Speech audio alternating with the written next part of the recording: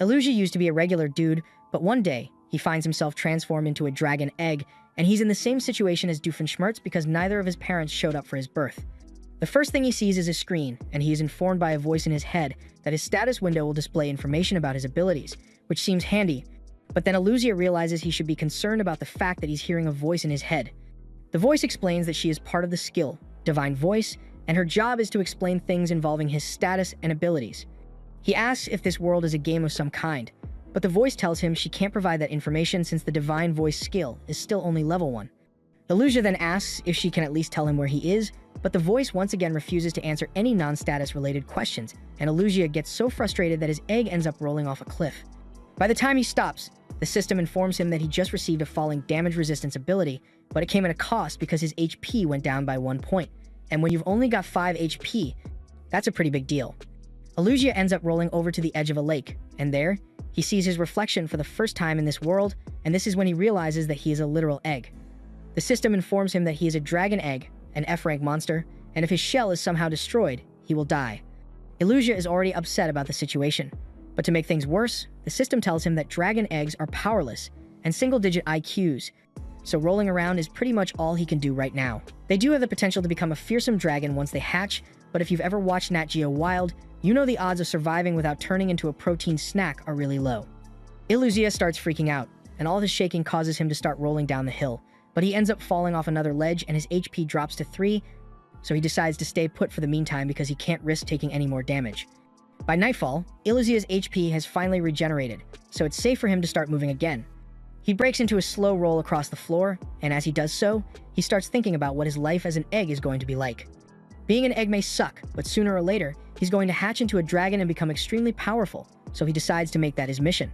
However, as he is rolling through the forest, he ends up coming across another creature. He gets a little closer to take a look and finds out that this thing is called a dark worm, and according to its stat screen, it has the title of Egg Eater. Yeah, this isn't good. Elusia immediately starts rolling away for dear life, but at the speed the worm is chasing him, simply running away isn't going to be enough to get him out of this mess. The worm currently has 8 health points, which is more than Elusia's max health, so if he tries headbutting it, he's going to die first. Just then, he remembers that he received some fall damage resistance earlier today, so he decides to use that to his advantage and lures the worm over a nearby cliff before tricking it into jumping off with him. By the time they both hit the ground, Elusia is still in one piece thanks to his fall resistance and the fact that he landed on top of the worm's body, so the system informs him that he has received 12 experience points for successfully killing the worm. As a result, he has leveled up and met the requirements for evolution, so the system then shows him the evolution tree and asks which path he would like to take, the baby dragon tree or the little dragon tree. Elusia has no idea what the difference between the two is, so the system starts explaining to him that little dragons are a dwarf species of dragon, but while they may be small compared to other dragons, it can still grow to around the size of a bear, and it also has a deadly fire-breathing ability. In contrast, the baby dragon doesn't really have much going for it aside from the fact that it has the potential to evolve into many different dragon species, but it does taste really good with soy sauce, so Elusia might end up in an episode of Delicious in Dungeon if he chooses that one. Elusia really isn't interested in becoming a meal, so the little dragon seems like the safest option to him, but just as he is about to choose, he hears a voice telling him that he needs to grow stronger and aim for the top. This voice was completely different from the system's voice, and he has no idea where it came from, but it seemed to be referencing his evolution choice. The little dragon may be the safest choice right now, but the baby dragon has more potential for growth down the line, so even if it may be a risky play, Elusia decides to go with the baby dragon evolution tree. After the evolution is complete, all of his stats go up by a decent amount, but his HP wasn't fully regenerated, so he still needs to rest to restore it. Just then, Elusia's stomach begins to rumble, and his eyes start wandering over to the worm's corpse because it looks really appetizing for some reason. Elusia assumes that this must be his baby dragon instinct at work because he would normally never consider eating a worm, but it's not like he has many options for food right now, so he decides to go for it, and it tastes just as bad as he thought it would. The next morning, Elusia wakes up after taking a nap, and his health has been fully restored, but he still has to deal with the fact that he's a baby dragon now. He has no idea why he was reincarnated into this world, who is responsible for it, or even who he was before he was reincarnated. He is fairly certain that he used to be human, but he can't remember any clear details of what his past life was like. Just then, Elusia notices a group of dark worms gathering behind him, and now that he is no longer an egg, he is able to fight back and slice them to bits one after the other. Killing all the worms earned him a ton of experience, so he was able to raise his level to 3 all in one go. This level jump allows him to access the baby fire-breathing ability, so he uses it to kill even more worms until he eventually reaches level 7. He then continues farming worms until he cracks level 15, and with how quickly he has managed to level up, he can't wait to see what his next evolution will be. Just then, Elusia's stomach begins to growl, and he realizes that he's probably going to have to eat more of these worms if he wants to keep fighting at max strength, but these things are really gross.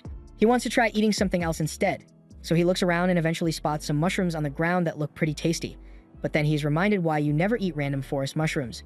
Those things were riddled with poison, and he barely managed to survive just now, but it did grant him a poison-resistant skill, so it wasn't a complete waste of time. Elusia still doesn't want to eat the worms, so he decides to head out into the forest to look for some new prey, and a few minutes into his search, he spots a gray wolf. The wolf is bigger than he is, but Elusia's stats are higher, so he decides to go after it and starts running alongside the wolf. He then fire punches it to death, and after inspecting the corpse, he realizes that he can use his flames to grow the meat. A few minutes later, Elusia is holding a perfectly cooked piece of wolf meat, and it's the best thing he has tasted ever since arriving in this world. He wants to get more of it, so he decides to start hunting wolves exclusively so he can eat their meat once he is done for the day. Thanks to all his hard work, by evening, Elusia has reached level 20, and his next evolution is set to take place once he reaches level 25.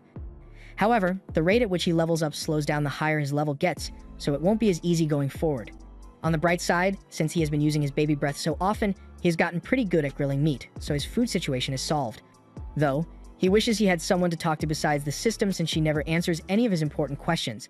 Just then, Elusia hears voices coming from nearby in the forest, and he may not understand what is being said, but it means there are other people here, so he goes to check it out.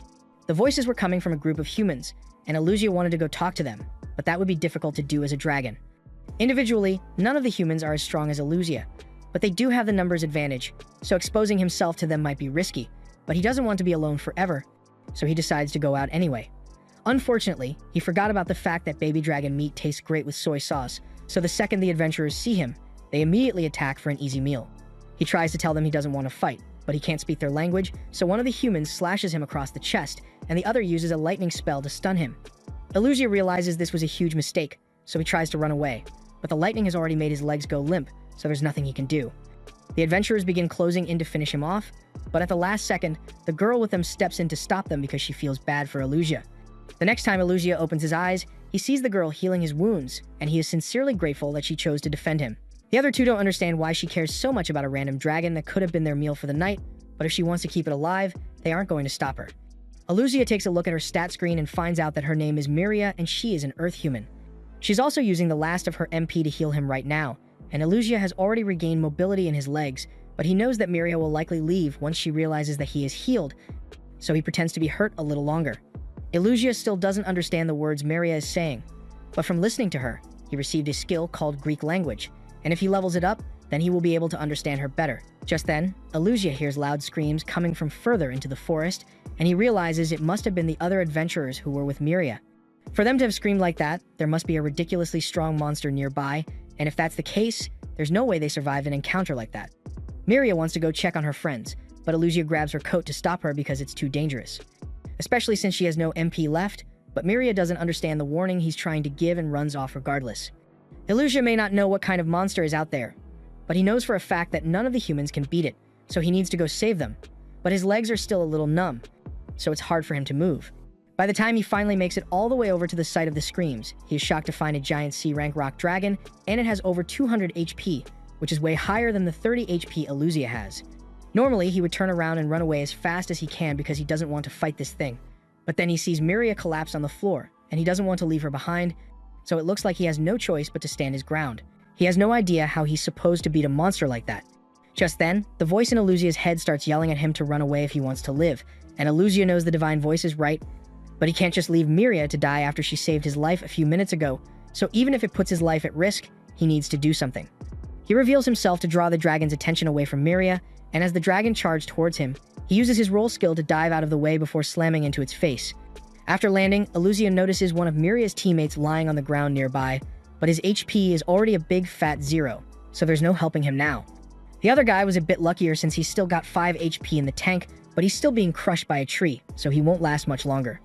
Elusia needs to do something quickly if he wants to save them, so he comes up with the idea to provoke the dragon even more by bouncing against its head and running away to get it to chase him. This way, he should be able to lead the dragon away from the people, and then circle back to rescue them.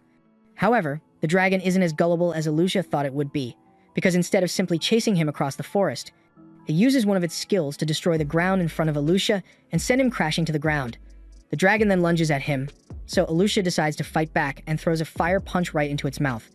He's really proud of himself because that attack actually did a significant amount of damage to the dragon, but a few moments later, to Alucia's horror, the dragon's health bar fills right back to the top as it regenerates itself. There's absolutely no way he is ever going to defeat this thing in his current state, so he needs to make his escape while the dragon is still distracted with its regeneration. However, he isn't capable of carrying both people at the same time, so he makes the tough decision to save Miria and leave the other guy behind, knowing damn well that he's going to become dragon food sooner or later. He manages to get Miria a good distance away, but her HP is still going down due to all her blood loss, so she won't survive much longer in this condition. Illusia wishes he could use healing magic to help her, but he doesn't have any skills of that nature, nor does he have a medical degree, so his best bet is to take her to a human settlement so they can treat her there. He smells the scent of humans coming from this direction, so he grabs Miria and starts carrying her over there. But along the way, he smells something very concerning. It's the scent of dozens of gray wolves closing in on him, and they are likely after Miria's body. He is eventually surrounded with nowhere left to run, so he is forced to put Miria down and face the wolves. A little while later, Miria regains consciousness briefly and catches a glimpse of Alucia fighting to keep her safe, but she is still too weak to move, so she passes out again soon after. Late into the night, Alucia is still carrying Miria, and his body is on the verge of giving out, but his efforts have finally paid off as he has finally made it to the human village. He starts yelling for someone to come out and save Miria, but he's still a dragon, so all the people hear is a monster roaring late at night, and when they come out to check what's going on, they find the monster carrying Miria's unconscious body. They immediately assume that Alucia is a threat and attack him, and no matter how much he tries to explain, they can't understand a word he is saying, so there's no point. He eventually realizes that there's nothing he can do to convince the human that he is not a threat, so he just sets Miria down and runs back into the forest to avoid causing any more trouble. Sometime later, Miria wakes up in bed and finds Mariel sitting next to her. She explains that Miria was badly injured, so she had to use a lot of white magic to heal her. She informs Miria that she was unconscious for around 2 days, and Miria doesn't remember much from the incident, so she assumes someone must have carried her back to the village. Mariel goes on to talk about how reckless it was for her to go wandering into the forest with only Duz and Gantz, and speaking of those two, Miria asks what happened to them. But Mariel doesn't have any good news to share. After they found Miria, they went searching for the others and discovered Gantz's dead body in the forest. As for Duz, they never found his body, but they did find a large splotch of blood on the ground near a tree, so it's safe to assume that he may have been eaten by a monster out there. Miria breaks down in tears at the realization that her friends are gone, and she blames herself for not stopping Duz from going on that expedition. Mariel tries to make her feel better by telling her Duz was always a hot-headed fool who couldn't listen to warnings, but Miria tells her she's wrong. Duz may have been rash, but he was a good guy, and he was always the first one to fight off monsters that threatened the village, so the children adored him. However, he valued his pride as a warrior a little too much, because one night, while at the bar, some random guy told him he wouldn't be able to defeat a rock dragon no matter how hard he tried, and he happened to take that personal because the next day, he decided that he was going to go out and defeat the rock dragon with Gantz. Miria tried to tell him it was a bad idea, but he was already dead set on his plan, so she ended up tagging along because she wanted to make sure he would come back alive, but that didn't work out so well. Mariel says it was Duz's own pride that got him killed, so Miria needs to make sure she never makes the same mistake. But that aside, she tells Miria that she did a good job making it back here on her own despite how bad her injuries were. Miria is surprised to hear Mariel say she got back on her own because she is sure that she was unconscious the entire time. Mariel has no idea what she's talking about because she assumed Miria walked back to the village, at which point she was seen being attacked by a baby dragon, but she explains that she was knocked unconscious by the rock dragon deep in the forest, so there's no way she could have made it back on her own. She starts wondering if she might be misremembering the sequence of events, but just then, she recalls seeing Alucia fighting off the wolves, and she thinks he might have been the one who saved her. But she has no way of knowing since no one got a good look at the monster before it ran back into the woods. Meanwhile, Alucia has just woken up from a nap, and it looks like all his wounds have finally healed. He already knew that resting would help him recover, but he thinks it's crazy that he can heal from almost anything just by taking a nap. If he had been reborn as a human, it would probably take him a lot longer to heal, but speaking of healing, he wonders if Miria is doing all right now. He can't exactly go to the village to check on her since the villagers would attack him in sight, so he has no way of knowing if she managed to survive or not. He had thought he was stronger simply because he leveled up, but in reality, he is still just as powerful as he was when he was an egg. If he had been stronger, things might have turned out differently when he faced the dragon, and he may have been able to save the other guy as well. But there's no use dwelling on the past now, so he simply needs to focus on growing stronger from now on. Later that day, Alucia tracks down a colony of dark worms and prepares to use them as his personal XP farm. He begins a complete genocide on the entire dark worm colony, And by the time he is done, not a single worm is left alive, and he has officially risen to level 25, meaning he can finally evolve again. He immediately goes to sit by the lake to get comfortable and asks the system to begin the evolution process. He is then asked to choose between 5 different evolution choices. They are all some variation of small dragon, and then there's the plague dragon, but Eluzia doesn't really want to use that one. He had no idea what the difference is between any of them, so he asks the system for a little help, and it begins explaining what the difference in titles mean. With little dragons, they become strong very quickly, but they have a lower level cap, so they don't have much potential for growth in their later years. As for kid dragons, they are basically just more advanced versions of baby dragons, but they still retain the high growth potential of baby dragons, while mini dragons are kind of in between, with fewer potential evolutions, but a stable evolution tree. From the explanation he just got, Eluzia thinks he should go with one of the kid dragon variants, but before he makes his choice, he asks for a detailed description of what each one can do. The system explains that mini dragons are a species with slow individual development and limited evolution choices, but good future prospects, and that sounds nice. But Eluzia isn't a fan of the whole slow early development thing. Next is the mini angel dragon, and it is basically a protective spirit that swears to live for the sake of others. It can use strong healing magic, and that does sound appealing to Eluzia since he remembers how Miria used her healing magic, and it would be useful to have. But the mini angel dragon also has extremely limited combat potential, so it wouldn't be very useful in a fight, and he needs something that can survive this harsh forest. The next option is the kid dragon, and the system informs him that it is pretty much the same as his baby dragon form, but with all his stats greatly increased. Likewise with the kid marble dragon, but the main difference there is that it possesses a mutation that gives it a polka dot pattern and a high affinity with magic. Eluzia is leading toward the kid marble dragon on this one since the idea of strong magic sounds really good to him, but then the system goes on to explain the details regarding the young plague dragon. It is the first stage of an evil dragon that spreads disaster, but Eluzia stops the system right there because he doesn't want to be an evil dragon at all. People are already wary enough around him as it is, so if he becomes something with spreading disaster in its description, he's never going to make any friends. But just then, the system mentions that the plague dragon possesses the ability to transform into a human, and hearing that immediately gets him to reconsider his choice. If he can take on a human form, then he will finally be able to talk to other people and make friends, and even if it means he has to become an evil dragon, it might be worth it. He kind of feels like he's going to regret this later, but he's never going to get to spend time with Miria unless he unlocks a human transformation. And being a plague dragon doesn't necessarily mean he has to go around spreading plagues, so he promises to be a good, honest plague dragon. Eluzia then undergoes the evolution process, but he's starting to regret it a little since he looks pretty scary now. On the bright side, the system informs him that he's got a lot of new skills with the new form, so he's excited to test them out. The system tells him that he has unlocked the power of flight and venom fangs, as well as the skill of disease, breath, and paralysis, but he's not too happy about those. He also received the title of Walking Calamity and Wrongdoer, so Eluzia is starting to wonder if this was really a good decision after all.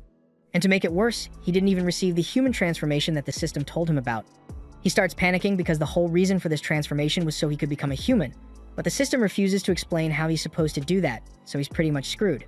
He lies by the lake in despair for a while, but there's no point in staying upset about the situation forever, so he decides to make the most of what he's got and starts checking out his skills.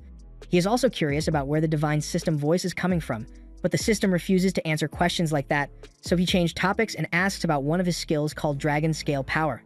The system explains that by flapping his wings, Eluzia can create a deadly miasma that will negatively affect anything in the area, and at max level, it would be strong enough to wipe out an entire nation. Eluzia really doesn't like the sound of that, so he decides to give the power a little test, and sure enough, as soon as he opens his wings, a flower nearby instantly wilts. He's pissed because this skill basically makes him a walking bioweapon, and no human would want to get close to him like this. The system then goes on to explain Eluzia's second skill, Disease Breath, and it is basically what you would expect. Getting hit with that breath will give you a random disease anywhere from COVID to cancer, so it is capable of wiping out entire civilizations. This really isn't going to help Eluzia's goal of becoming a good guy, but there's at least some hope left because he earned a title called the Itty Bitty Hero back when he saved Miria. The system explains that the title is earned by showing modest courage and kindness towards another, and it could one day lead to earning the full hero status, which comes with a significant damage boost.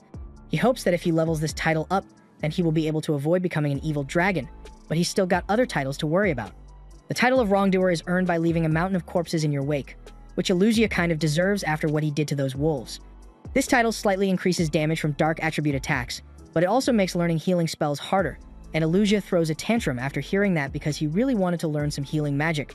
Meanwhile, over in the human village, Miria is currently helping Marielle perform maintenance on the wards that are placed all around the village. These wards basically broadcast a message that subconsciously causes monsters to stay away from this area, but it isn't perfect since any monster with a particularly strong will could make it through if it had a goal in mind. Miria asks Marielle if that means the monster they mentioned came here intentionally, but she has no way of knowing since she wasn't there at the time.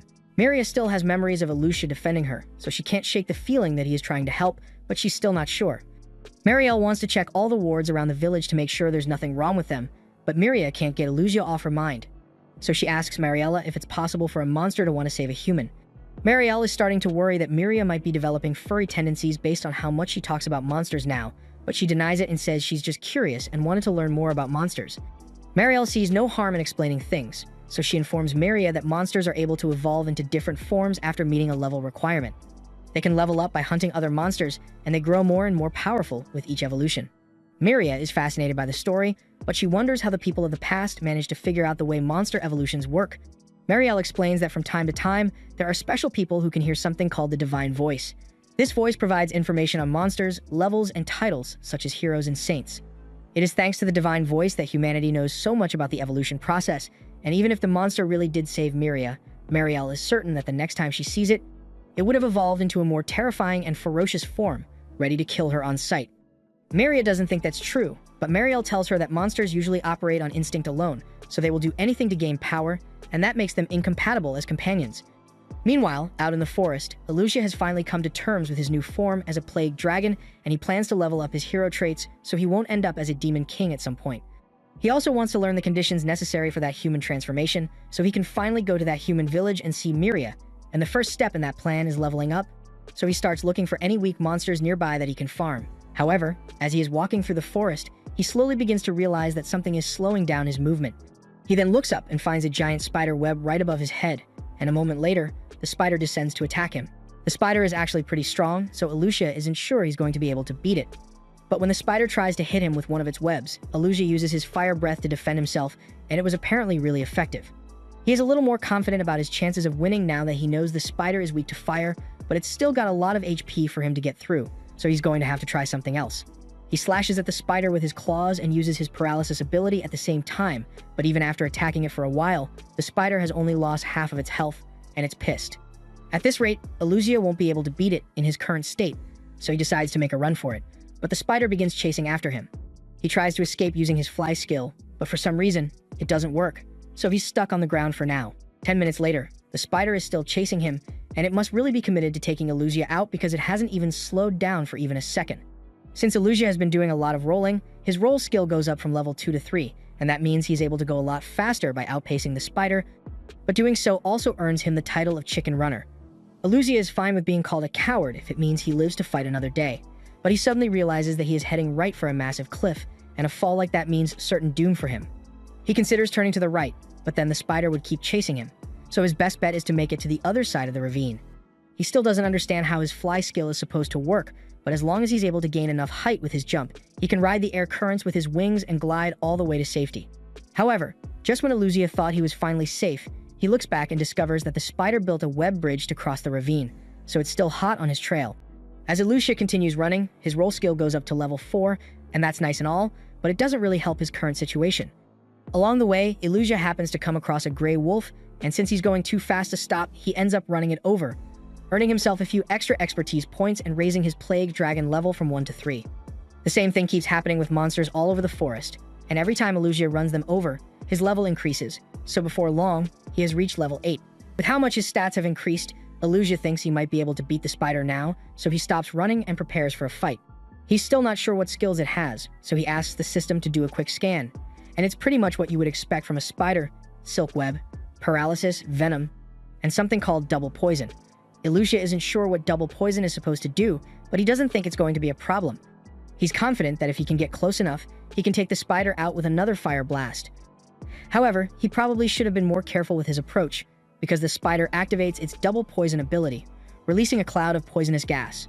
Alucia is still able to move since he has a little poison resistance, but the spider doesn't know that, so it is just sitting there, expecting Alucia to pass out from the poison eventually.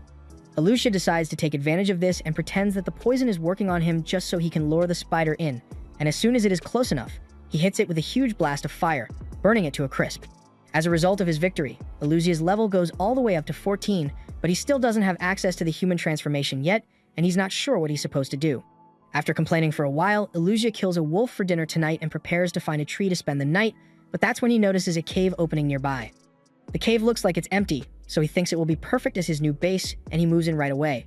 By nightfall, he prepares the wolf meat and starts roasting it over a fire, but he recalls that he found a few herbs in the forest earlier today, so he adds them to the meat, and they surprisingly taste a lot like pepper.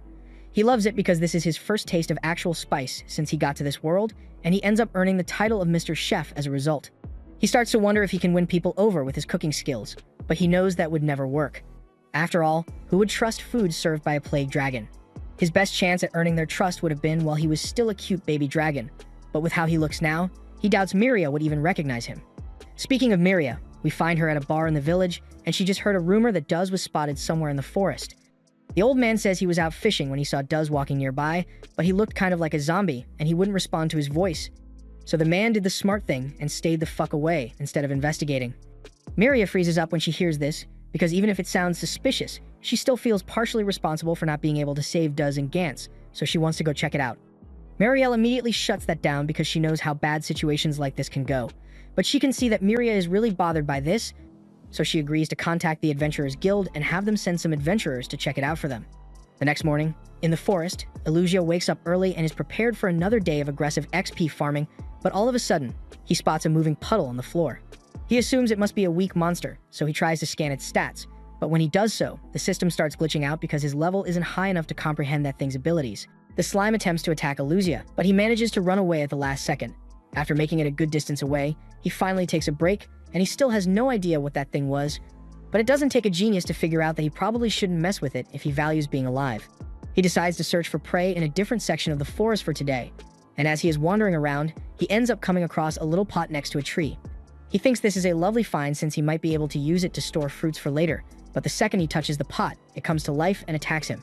The Potardis is a D-rank monster, so Illusia tries to take it out with a fire punch, but unfortunately, that punch did almost nothing in terms of damage, so Illusia starts spamming attacks in hopes of whittling down its health over time.